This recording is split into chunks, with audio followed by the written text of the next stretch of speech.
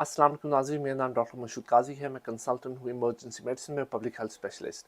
एक बहुत कॉमन सवाल मुझसे पूछा जाता है कि ब्लड प्रेशर या हाइपरटेंशन की मेडिकेशन या दवा कब इस्तेमाल की जाए। इसका बहुत सिंपल सा आंसर है, जब आप अपना ब्लड प्रेशर मेजर करते हैं तो आपको दो रीडिंग्स मिलेंगी, एक ऊपर वाली और एक नीचे वाली। ऊपर वाली रीडिंग अगर आपकी 140 या 140 से ज़्यादा है, या फिर नीचे वाली रीडिंग 110 या 110 से ज़्यादा है, तो इसका मतलब ये है कि आपको हाई ब्लड प्रेशर या हाइपरटेंशन की बीमारी हो सकती है। मगर दवाई इस्तेमाल करने से पहले आपकी ज़रूरी है कि आपकी 3 रीडिंग्स ऐसी हों जो आप डिफरेंट टाइम्स पे लें और वो 140 या 110 से ऊपर हों।